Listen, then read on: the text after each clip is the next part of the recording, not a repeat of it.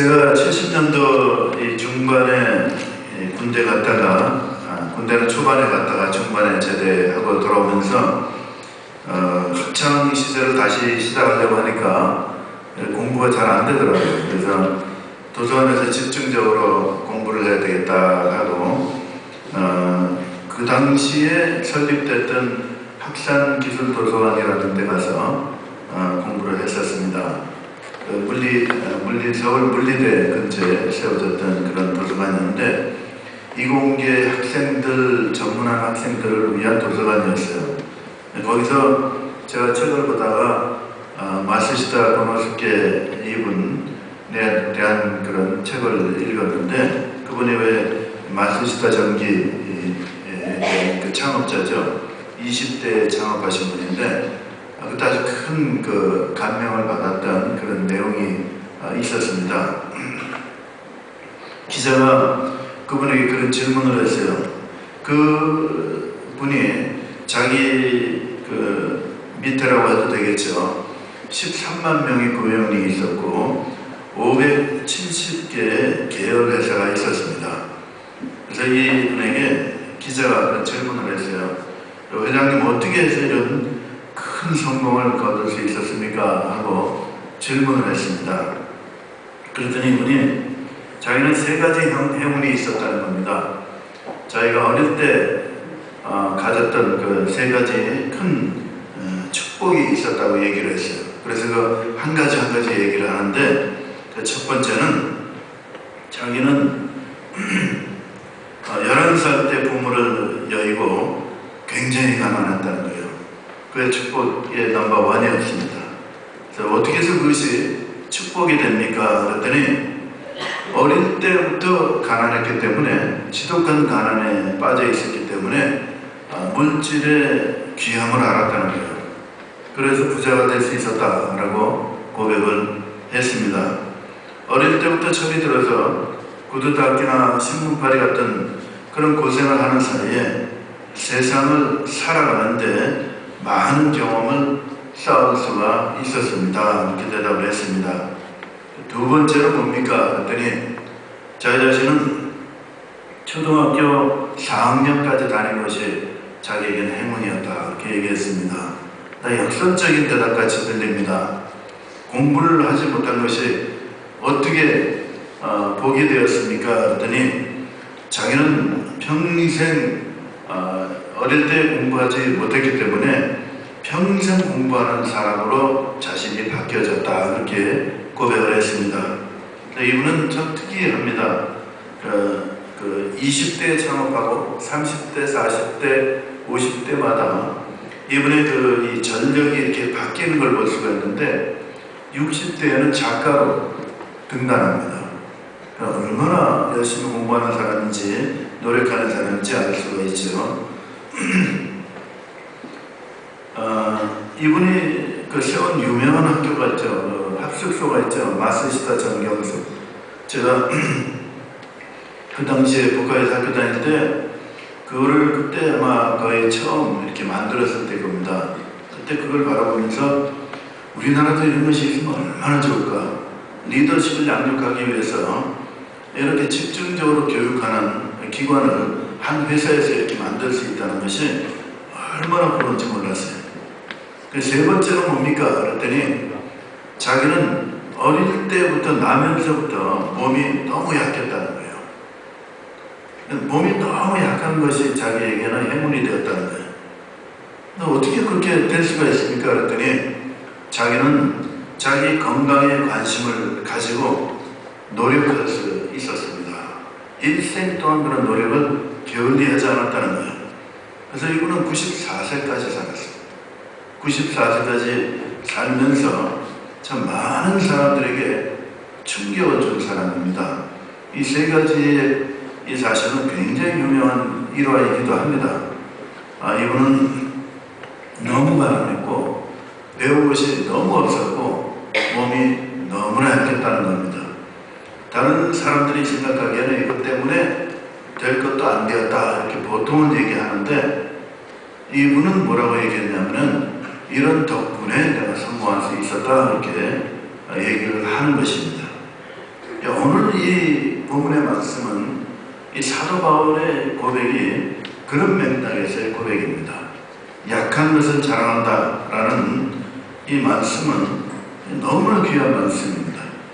사도 바울은 뛰어난 사람입니다. 30대 초반에 이미 우리나라 치면 국회의원에 당선된 공회원이었습니다. 그래서 판결권을 가지고 있는 사람이었어요. 스데반이 사람들이 돌로 쳐서 죽일 때에 사도 바울의 허락을 받았습니다. 그 정도로 권위가 있고 위세가 있는 사람이었습니다. 예루살렘에서 예수 믿는 사람을 잡아다가 옥에 가뒀습니다. 남녀를 물어나고 옥에 가뒀다고 했습니다. 다 도망갔습니다. 왜냐하면 서술이 너무나 시끄러우니까 거기에 있을 수가 없는 겁니다. 그랬더니 소문을 들어보니까 다마스카스에 예수 믿는 사람들이 숨어서 있다더라. 그래서 군병들을 이끌고 그걸 잡으려고 하죠. 가다가 중간에 예수님을 만납니다. 만나는 것도 참 극적입니다. 정오에 예수님께서 임재하셨어요. 가는 길에서, 그러니까 바깥이죠. 도상에서 한낮에 햇빛보다 훨씬 더 밝은 빛으로 밝게 비쳤다. 성경은 그렇게 말씀하고 있어요. 그런 눈이 잠시 멀었습니다. 나중에 아나니아를 통해서 이제 다시 보게 되지만은 그렇게 눈이 멀고 우리 주님을 만나는 그런 기적을 체험하게 됩니다. 그런 후에 얼마나 이 신앙 성장이 폭풍 성장하는지 몰라요. 그래서 다마스카스 안에서 예수님 만나고 난 다음에 복음을 열심히 전하니까 유대인들이 우리를 배신했다고 해서 죽이려고 했습니다. 그래서 한밤중에 광주리에 몸을 싣고 내려와서 아라비아 사막에 들어가서 3년간 있다가 다시 예루살렘에 돌아와서 사도들을 만나려고 하니까 사도들이 이 사람, 이 지독한 사람 아니냐, 우리의 이 근거지를 알아가지고 다 구하려고 그러는 거구나. 그래서 만나려고 하지 않았습니다.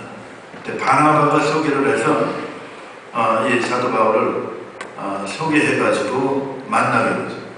그 후에 어떻게 했냐면은 그 복음을 얼마나 열심히 증거했던지 유대인들이 머리를 갖고 밥도 먹지 않고 금식하면서 이 사도 바울을 내가 죽이지 않으면 먹지 않겠다 결사대가 조직이 됐습니다.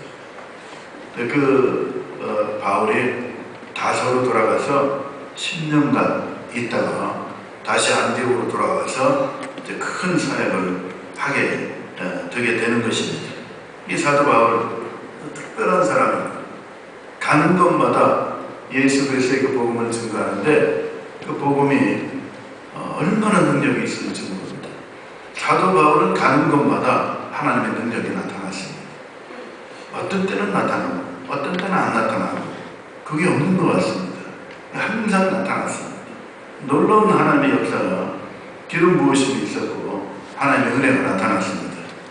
악한 귀신이 쫓겨나가고 환자가 깨끗하게 되고 죽은 자도 살아나는 하나님의 역사를 경험하게 됩니다. 예수님과 함께 다녔던 12사도들도 놀라운 일을 했습니다만 사도 바울처럼 그런 기록이 없습니다.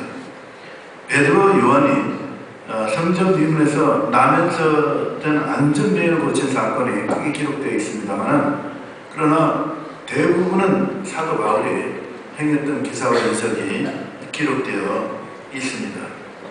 이 사도 바울은 뛰어난 사람입니다. 그래서 지금도 100명의 천재 이렇게 얘기해서 인류 역사상 100명의 천재 하면 사도 바울은 꼭 들어가는 사람입니다. 그 정도로 뛰어난 사람입니다. 충분히 교만할 수 있는 그런 위치에 있는 사람입니다. 그런데 사도 바울은 자신의 약함에 대해서, 약해짐에 대해서 이 본문은 고백하고 있는 겁니다. 나는 약한 사람이라는 거예요. 나는 약한 자라는 거예요.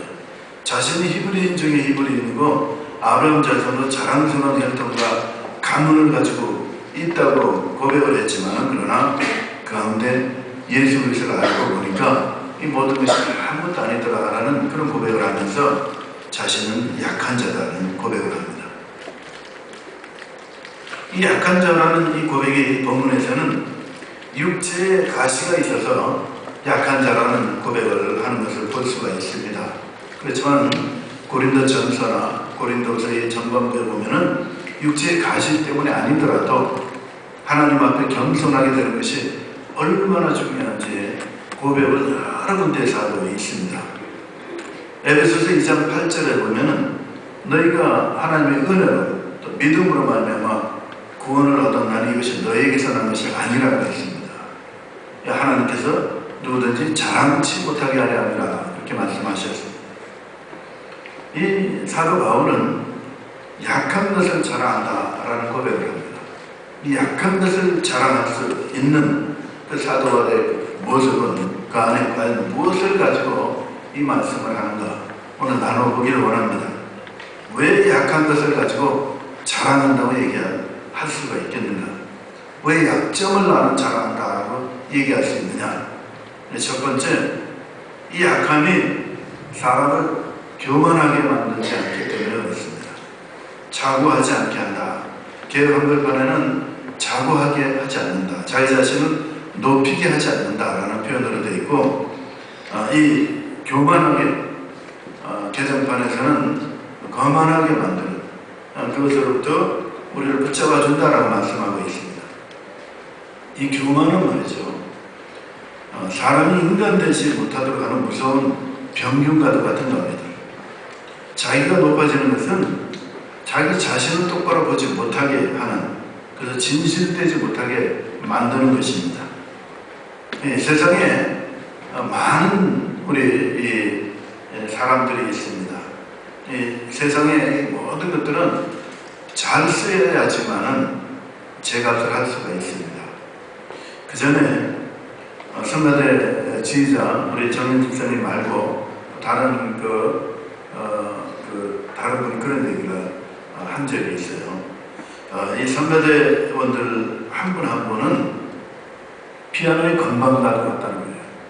그래서 그 지휘자가 어떻게 지휘하느냐에 따라서 확연히 모습이 달라질 수 있다. 그런 얘기를 해요. 처음에는 그게 건반이라니 이게 무슨 소린가 그렇게 생각하다가 무릎을 탁 친 적이 있습니다. 과연 그렇구나. 이 지휘자가 지휘를 하는 거에 따라서 소리가 건반의 소리가 다르게 나듯이 소리가 나는구나 하는 걸 깨달은 적이 있습니다. 어떻게 쓰이느냐? 성가대원들이 누가 지휘에서 쓰임을 받느냐에 따라서 엄청난 차이가 있다는 겁니다. 우리 사는 것도 그렇습니다. 아무리 유능한 사람이라 할지라도 누군가에 의해서 누구에 의해서 쓰임을 받느냐 하는 것에 따라서 달라지는 겁니다. 사람들은 유능한 사람을 찾죠. 외적 조건을 바라보죠. 지혜 있는 자로 환영합니다. 능한 자로 환영하고 문벌 학벌 있는 자로 찾습니다. 그런데 고린도전서 1장 26절에 그런 말씀을 하고 있습니다. 형제들아 너희를 부르심을 보라. 육체를 따라 지혜 있는 자가 많지 않고 능한 자가 많지 않고 문벌 좋은 자가 많지 않다 그렇게 말씀하고 있습니다. 예수님께서 제자들을 선택하실 때에 뛰어난 사람들을 선택하지 않으셨습니다.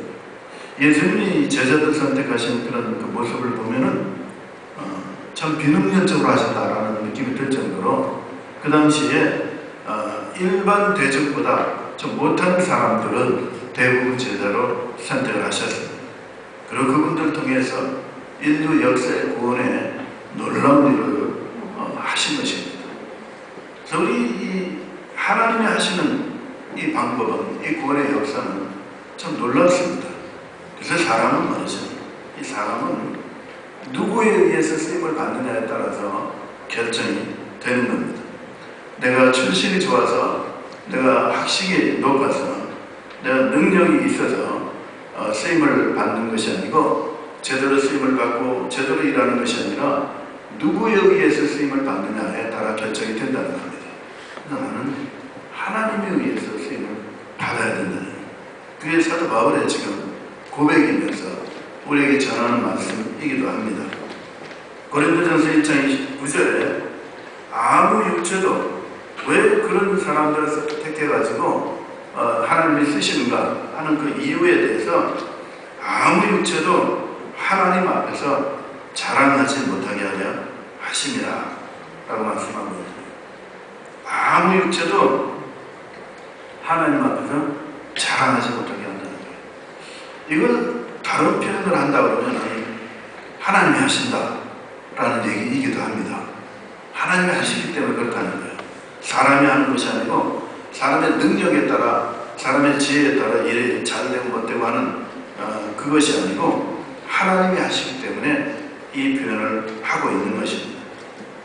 사람의 가장 큰 문제가 뭔지 아십니까? 조금만 일이 잘 되면, 조금만 지위가 높아지면, 조금만 능력을 인정받으면 교만해지는 겁니다. 기고만장해집니다. 사람의 가장 무서운 병이 이 교만이라는 병입니다.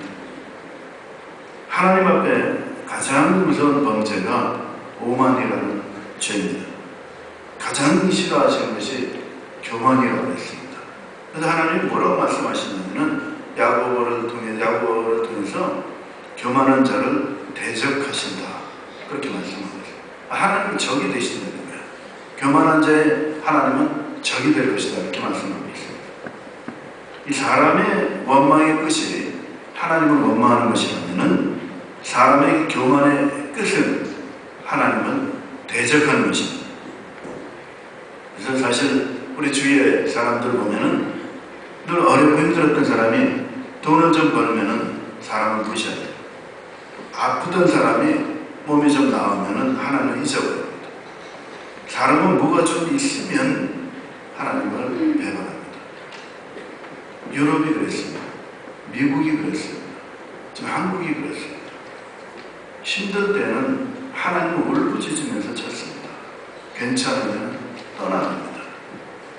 그래서 사도 바울이 우리에게 권면하는 말씀입니다. 내 약해지는 것이 강함이라, 그렇게 말씀하고 있는 것입니다. 우리 실력이 있어야 되죠. 능력이 있어야 됩니다. 꼭 필요합니다. 사실 실력으로 교만하면 하나님께 버림받습니다. 능력이 필요하지만 유능한 것 때문에 교만한다 그러면 무능함만 못하다는 겁니다. 유능하고 강한 존재가 되어야 됩니다만은 그보다 먼저 하나님께 쓰임받는 존재가 되어야 된다는 것입니다. 그래서 나의 약함이 무능함이 되지 않습니다. 나의 약함이 무지함이 되지 않는 것입니다. 왜냐하면 하나님께 쓰임받기 때문에 그렇습니다. 그래서 약함을 자랑할 수 있는 겁니다. 여러분들이 내가 약하다 했을 때 우리는 자랑할 수 있어요. 왜냐하면 하나님께서 쓰시는 통로가 되기 때문에 자랑할 수 있다는 겁니다. 이 두 번째 약함은 우리를 온전하게 해줍니다. 왜 온전하게 해주는 것이냐? 왜 약한 것이 좀 부족하고 모자라는 것이 온전하게 한다는 것이 해준다는 것이 말이 안 맞는 것 같지만은 그건 맞는 말입니다. 왜냐하면 내 자신이 낮아져서 채우려고, 완전해지려고 노력을 경주하기 때문에 그렇습니다. 우리의 성결의 삶의 모습이 그렇습니다. 내가 평생 살아가면서 내가 성결의 삶을 이 땅에서 이루어가는 사람이 없습니다. 부족합니다. 나는 부족합니다. 나는 아직 잘 안 되어 있습니다. 나는 어렵습니다. 힘듭니다. 그런 과정에서 우리가 길을 걸어갈 때 성결의 삶을 살아간다, 그런 고백을 합니다. 사람은 스스로 온전할 수가 없습니다. 사람의 온전함은 온전하신 하나님과 함께할 때 가능한 것입니다. 내가 온전하다고 생각하면 내려가는 것입니다. 내가 온전하다고 생각하면 교만하게 될 수밖에 없습니다. 하나님과 함께할 때 온전한 것입니다.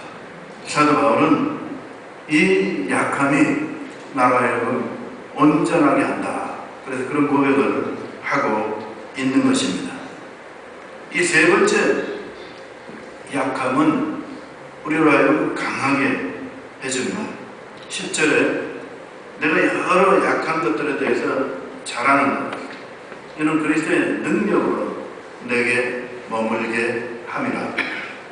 내 힘으로 한다 그러면은 하나님의 능력이 임하지 않습니다.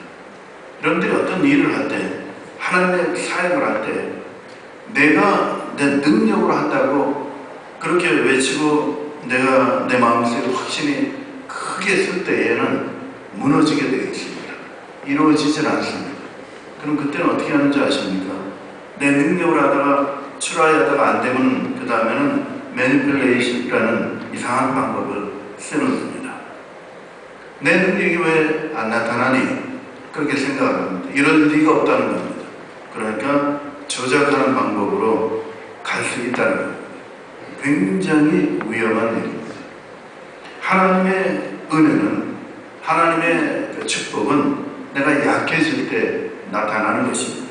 그래서 약함을 깨닫고 인식하는 그곳에 하나님의 강함이 우리에게 사람의 강함으로 드러나게 된다는 겁니다. 우리의 그 약한 그 약점 속에 하나님의 능력이 나타나는 거예요. 그래서 이사야서 35장에서는 하나님께서는 약한 손을 강하게 해주신다고 했어요. 피곤한 자에게 능력을 주신다고 했어요. 무능한 자에게 힘을 더하신다고 말씀하고 있는 겁니다. 우리 주님은 내가 약하다고 인식하고 깨닫는 사람에게 함께 하시는 겁니다. 우리 주님은 내가 죄인이다 하는 사람에게 함께 하십니다. 우리 주님은 내가 의인이다 하는 사람에게 함께 하지 않습니다. 내가 그래도 굉장히 잘났습니다 하는 사람에게 함께 하지 않습니다.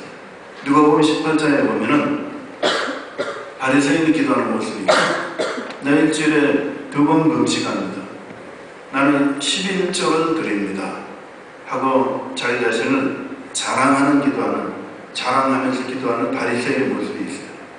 또 한쪽 구덩이에서는 세리가 가슴을 치면서 나는 죄인입니다 하고 고백하면서 하나님께 울부짖는 그런 기도를 합니다. 또 우리 주님께서 말씀하셨습니다. 이 세리가 응답을 받았다 그랬습니다.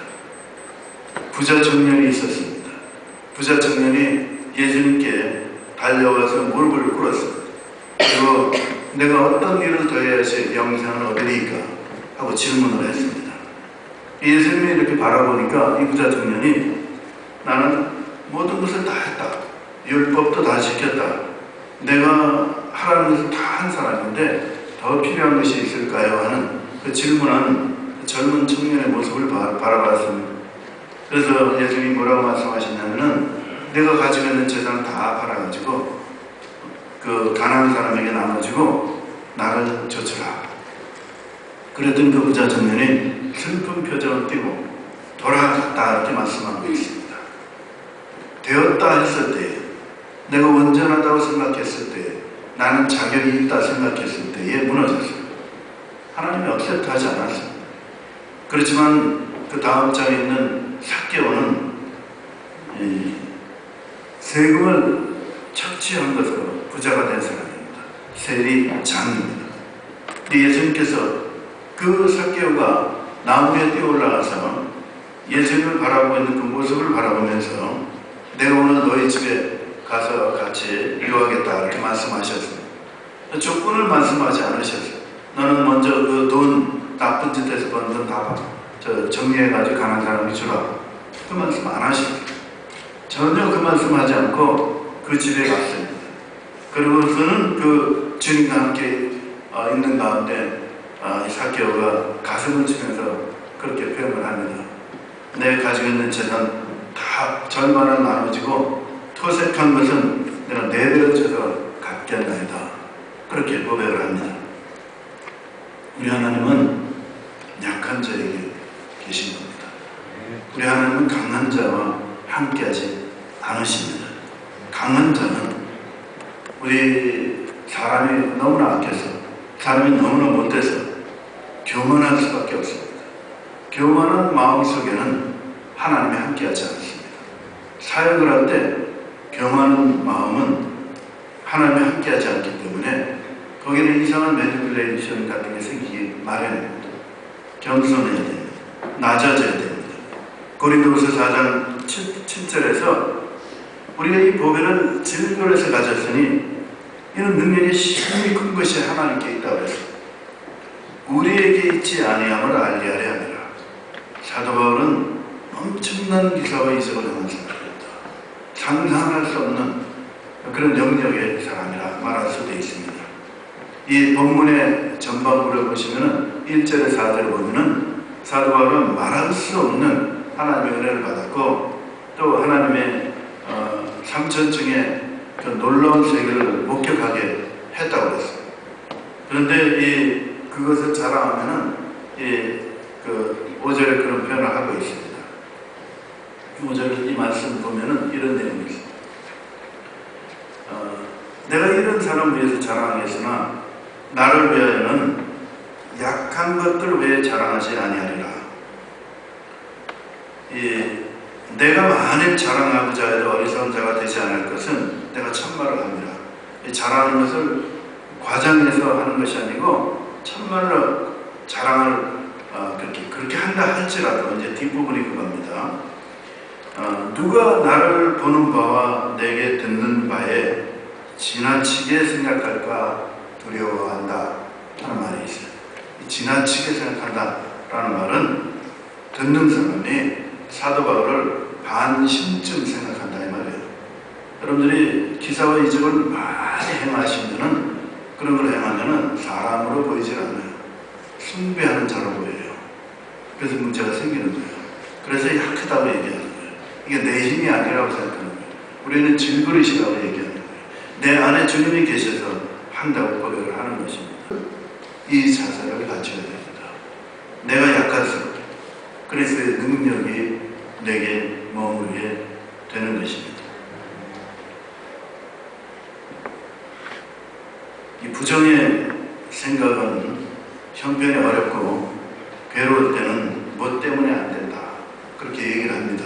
약점 때문에 안 된다는 거예요. 마스시다 이분은 충분히 그럴 수 있는 사람이었어요. 지독한 가난에 학력은 초등학교 중퇴, 건강은 너무 나쁜 사람이었어요. 근데 이분은 어떻게 얘기했냐면 그 약점이라고 얘기하지 않고 그 은혜 때문에 내가 이길 수 있었다 이렇게 고백을 했어요. 가난 때문에 평생 금검절약할 줄 알아 부자가 될 수 있었습니다. 배우지 못한 덕분에 평생 학습에 온 열정을 쏟을 수 있었습니다. 몸이 약했던 덕분에 더 조심하고 삼가면서 장수할 수 있었습니다. 그 약함이 있습니까? 난 정말 약점이 있습니다. 약함이 있습니까? 근데 이 약함 때문에 이 약함이 쓰러지는 걸림돌이 됩니까? 아니면은 딛고 올라가는 디딤돌이 되는 것입니다. 신체적인 연약함, 학력의 부족, 집안의 내력이나 문벌의 초라함, 기질적인 약점, 선천적인 약함, 어떤 약점이 있습니까? 우리 주님 안에 있으면 이 모든 것을 이길 수 있다라고 말씀하고 있는 거예요. 그 약점 때문에 오히려 하나님께서 내게 은혜로 임하신다고 약속하고 있는 것입니다. 여러분들의 그 약함 때문에 하나님의 큰 은혜가 작용하는 것을 믿는 여러분들 되시길 바랍니다. 중국의 선교사였던 허드슨 테일러는 이 목사님 그런 말을 했어요. 하나님의 모든 위대한 사람들, 약한 사람들이었습니다. 그렇게 고백을 했습니다. 당신의 그 약함이 고통스러울 수는 있습니다. 그렇지만은 그 약함으로 인해서 하나님께서 손해를 입히시지 않는다는 겁니다.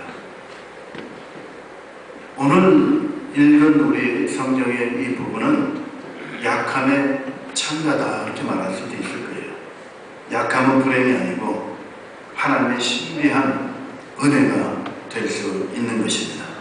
그래서 우리는 우리의 약함을 자랑할 수 있는 믿음의 사람이 되어야 될 줄 믿습니다. 내 약함이 내게 어떠한 가치를 가져다 주는지 보는 눈이 있어야 될 줄 믿습니다. 나의 약함 가운데서 역사하시는 하나님의 은혜를 체험하는 여러분들 되시길 바랍니다. 나의 약함 가운데 나타나는 역사하시는 하나님의 능력을 체험하는 여러분들 되시기를 예수 그리스도 이름으로 축원합니다. 잡는